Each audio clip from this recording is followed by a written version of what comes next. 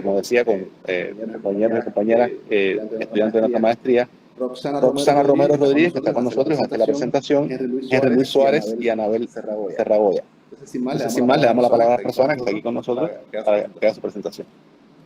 Muchas gracias, profesor. Efectivamente, se trata de un trabajo que conjuga los conocimientos de dos módulos, uno relacionado con la relación entre Cuba y Estados Unidos y sus diferentes dimensiones, y el otro relacionado con todo el sistema de medios y su proyección. Dejó de escucharse fundamentalmente hacia América Latina. No sé si tengo... Mira, a ver, ahora conmigo. Dale. Activar el audio en la sala. Ahí sí se oye. Dice que se oye. El audio suyo, profesor Raúl. ¿Qué le hago? No sé si se escucha ahora. ¿Ya ahora? ¿Ahora sí? Sí. Les comentaba... Sí se oye.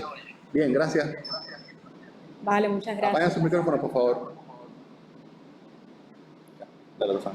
Les comentaba que efectivamente, tal como mencionaba el profesor Raúl, se trata de un trabajo que es resultado de dos cursos dentro de la maestría relacionados con, el primero con las relaciones de Cuba y Estados Unidos en sus diferentes dimensiones, y el segundo con todo el sistema o el ecosistema mediático estadounidense y su proyección hacia América Latina, con los profesores Raúl y Olga Rosa respectivamente.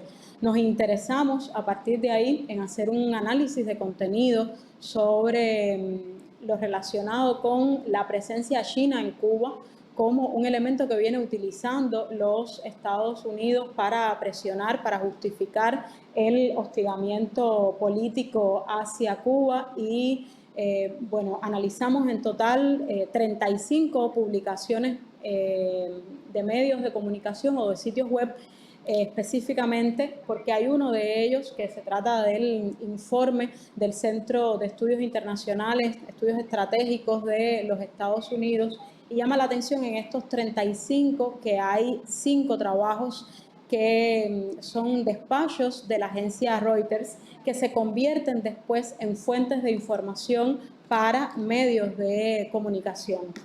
Entonces, esto se ubica, por supuesto, en un contexto que comienza en el 2023 con la primera publicación del diario The Wall Street Journal, que fue, digamos, la fuente en ese momento. Y como le mencionaba, aunque Reuters no es parte del ecosistema estadounidense de medios, sí es una de las agencias de mayor presencia en ese país y en la región, y es la que por número más despachos ha emitido sobre el tema. En el 2026, este tema vuelve a colocarse en la palestra pública a partir de las declaraciones, comenzando este mes de junio, o sea, hace 3 semanas, cuanto más, del secretario de Estado de los Estados Unidos, Marco Rubio, quien en una audiencia ante el Senado dice que Cuba sigue albergando instalaciones de inteligencia de China y de Rusia. Esto, por supuesto, como mecanismo para justificar. O sea, desde la primera publicación de 2023 con el diario The Wall Street Journal y la declaración que hace Marco Rubio ahora ha sido un contexto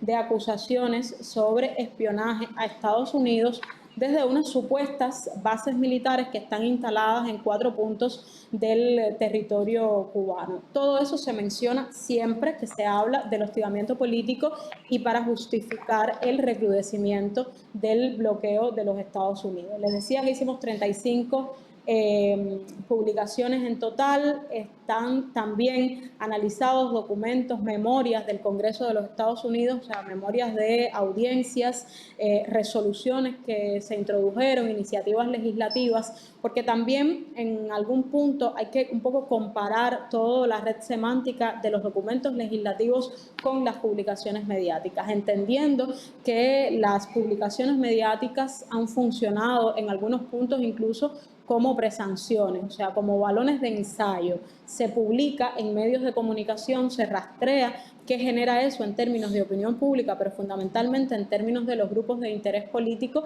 y finalmente pues se comunica la decisión, que puede estar tomada o no al momento de hacer la publicación de prensa, pero esta funciona con una suerte de preparación o incentivo. En este sentido, a partir del análisis de las 35 publicaciones, se identifican 3 líneas de mensajes fundamentales. Esto aplicando lo que en comunicación llamaríamos teoría del framing o encuadre para el análisis de los medios de prensa.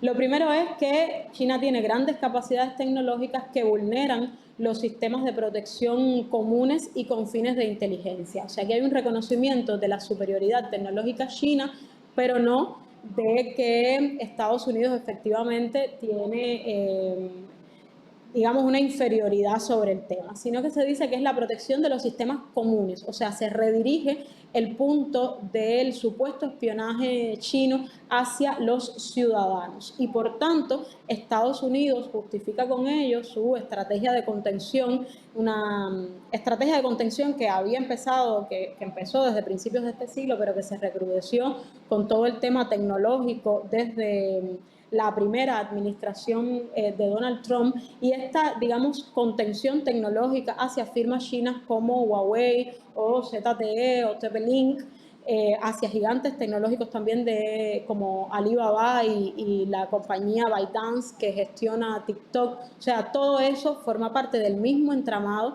de manera que los ciudadanos estadounidenses identifiquen a las empresas chinas como potenciales medios de espionaje, a partir de, bueno, el conocimiento que tiene de sus datos y por tanto justifique también la necesidad de Estados Unidos de contener a China y gestionar los datos sensibles de sus ciudadanos.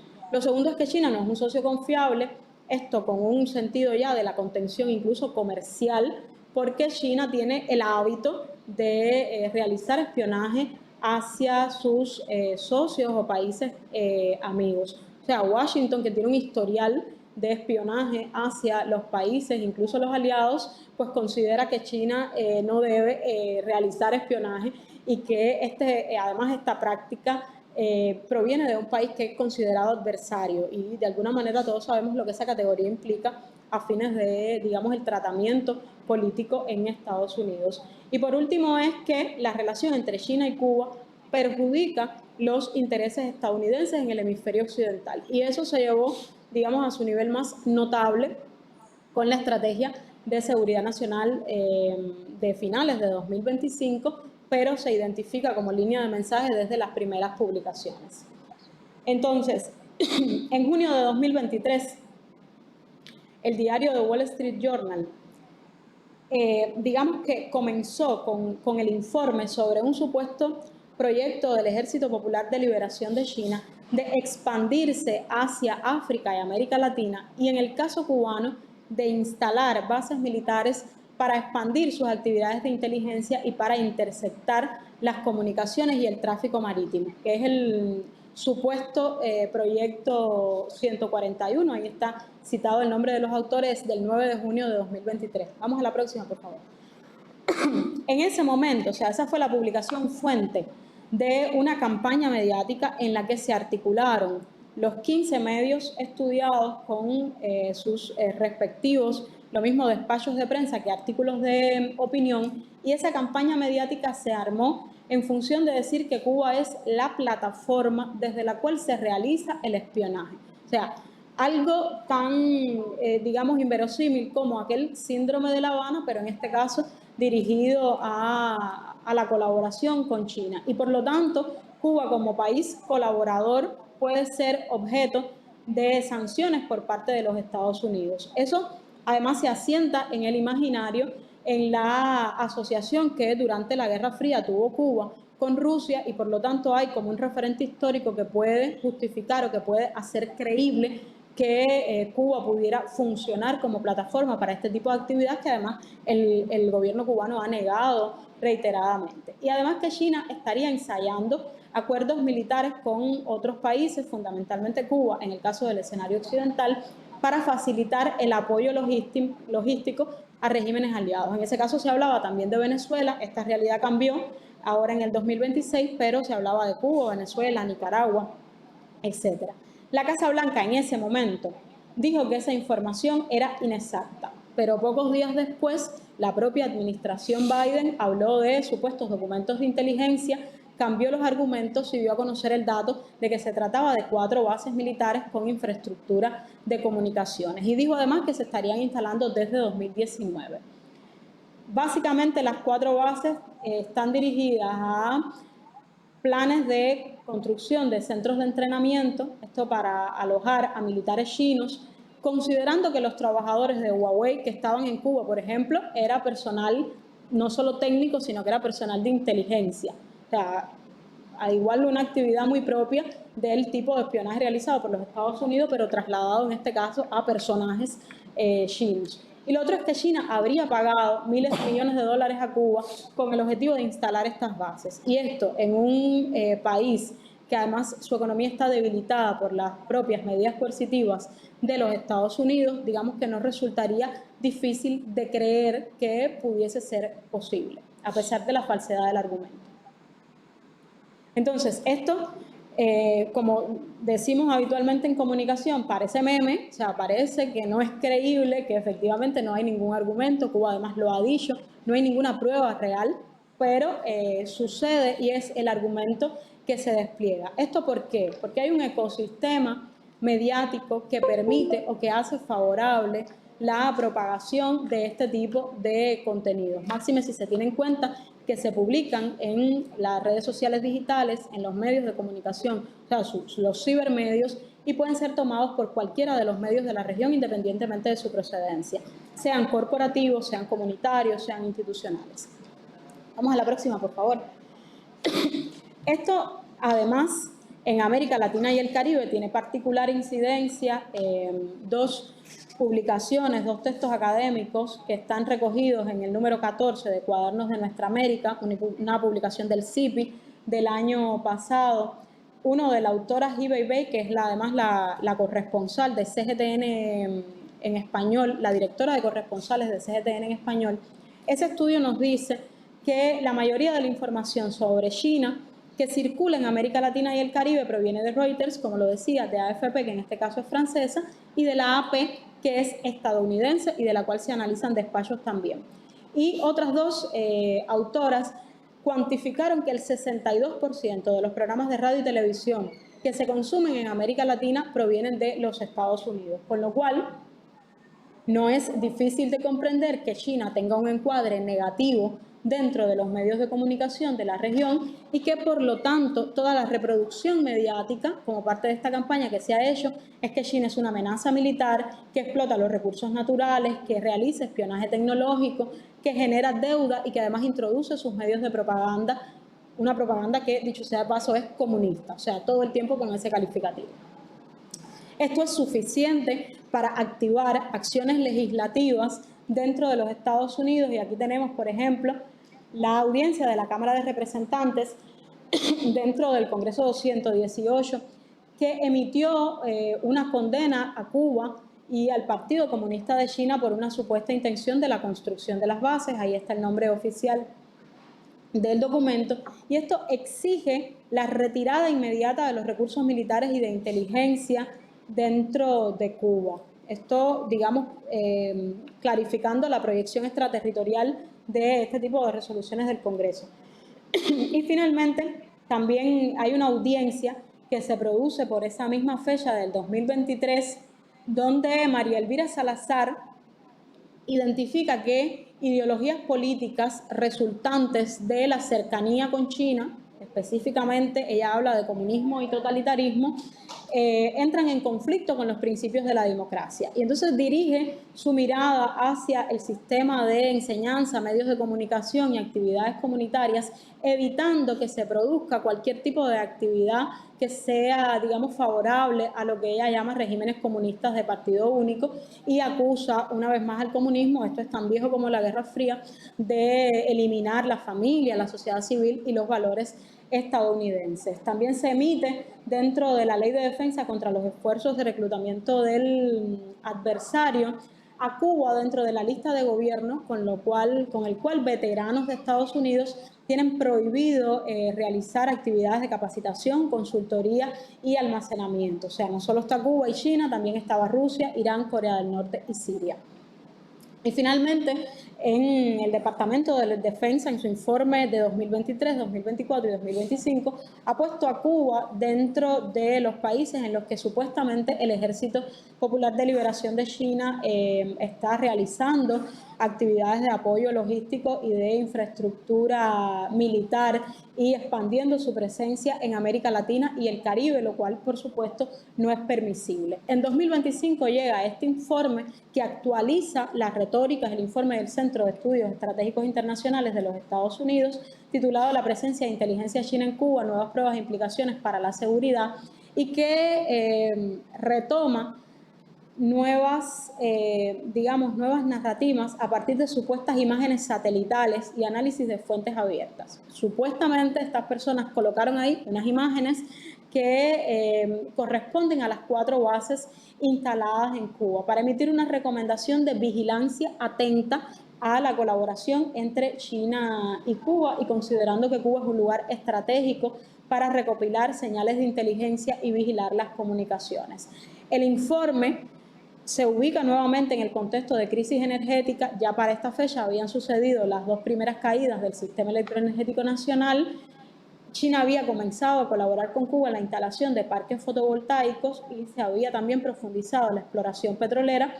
Y este informe revela una cifra o introduce una cifra que supuestamente Estados Unidos ha cuantificado, que es un apoyo de 7,8 billones de dólares para el financiamiento. Entonces, este informe habla también de las bases que supuestamente China ha venido modernizando desde 2019. La más grande sería la de Bejucal, con instalaciones subterráneas y una red de antenas parabólicas que además no salen en las imágenes supuestamente comprobatorias, y se dice que esto podría recopilar datos sobre la actividad espacial de los Estados Unidos. Las otras instalaciones serían las del Guajay, con 12 antenas de diversos tamaños y orientaciones. La otra sería la de Calabazar, que supuestamente es un centro de comunicaciones que viene desde 1960, y el Salao en Santiago de Cuba es la primera vez que trasciende y sería capaz de detectar señales a miles de millas náuticas una vez que esté operativa. Esto, por supuesto, desata el interés mediático y convierte a estas instalaciones en una fuente de amenaza, no solo para Estados Unidos, sino para el Caribe, lo que significa que, busca el apoyo en esta estrategia de contención de más gobiernos. Una vez más, amparado en el referente histórico, esto es importante para establecer campañas de comunicación, que es el amparo en un referente conocido, en este caso el de la Guerra Fría. Sigue, por favor. La respuesta de Cuba, a través de su Ministerio de Relaciones Exteriores, fue que estas acusaciones son infundadas y que se trata efectivamente de una maniobra de tanques pensantes, medios de comunicación y políticos anticubanos, y que además se trata de reciclar información. Pero esto, una vez más, en términos de comunicación, es suficiente para colocar el tema en la conversación académica y también en la conversación mediática, que es la que analizamos a partir del riesgo que supone la relación con China. El resultado, una vez más, acciones legislativas, en este caso la vigilancia aérea, espacial y marítima desde Beijing hacia Cuba. El Congreso está tomando como referente publicaciones de prensa, lo que valida el funcionamiento de estas como construcción de escenario o al menos presanciones, el cuestionamiento al apoyo financiero, el vínculo entre las firmas chinas Huawei, ZTE, TP-Link con Texa, que Washington señala constantemente que es un conglomerado perteneciente al Grupo de Administración Empresarial de la FARC, el GAE. También señala que Cuba ha servido como plataforma, una vez más apelando al referente compartido en el tema, o al menos al instalado históricamente, y finalmente dice que toda la tecnología instalada en Cuba, sea civil o militar, porque además califican que esta es de doble uso, permite interceptar comunicaciones, correos electrónicos, llamadas telefónicas y transmisiones.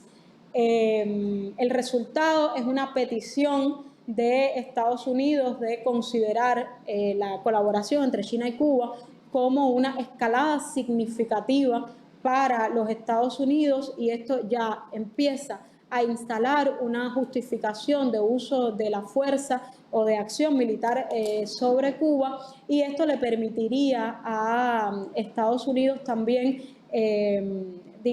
posicionar el tema de la amenaza de Cuba a China, y estábamos viendo las declaraciones tanto del experto como del representante Carlos Jiménez.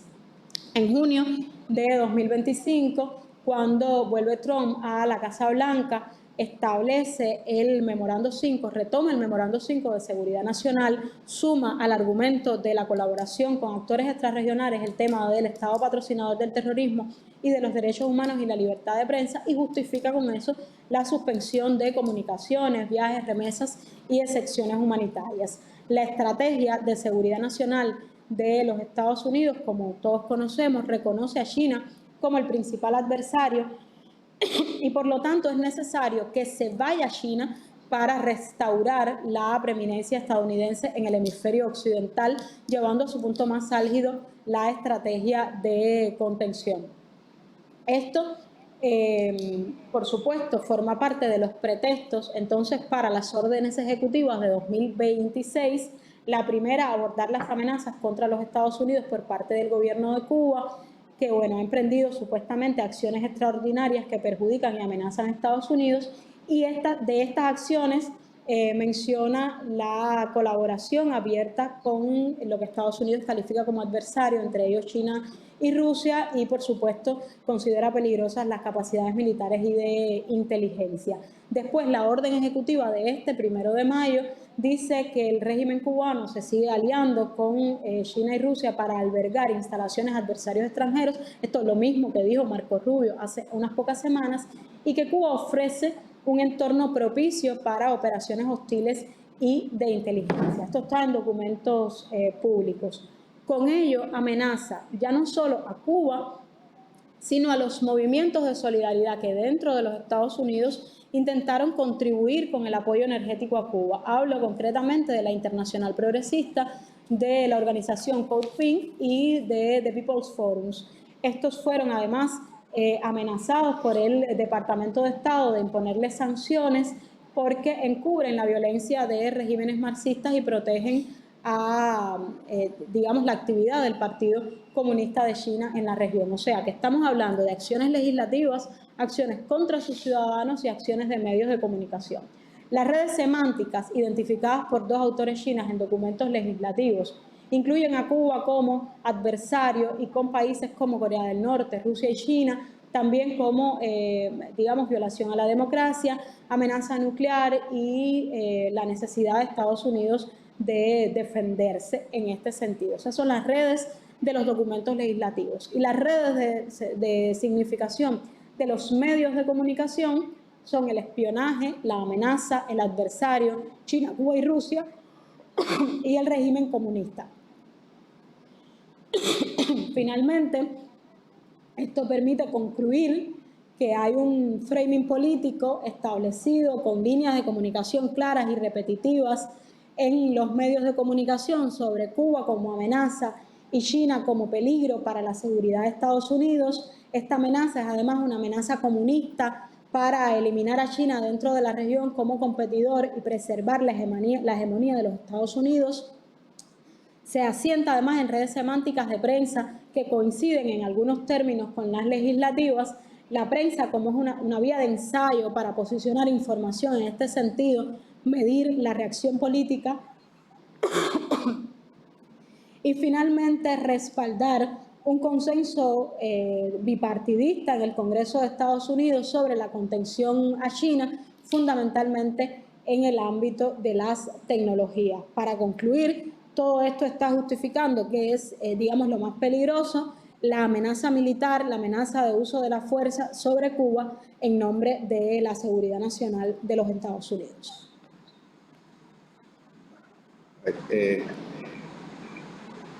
Abro mi micrófono aquí. No se ve aquí, ¿no? ¿Se escucha bien? Sí. Bueno, le damos las gracias a Rosana. Muy interesante presentación. Estos son temas muy importantes y muy actuales en el mundo de hoy.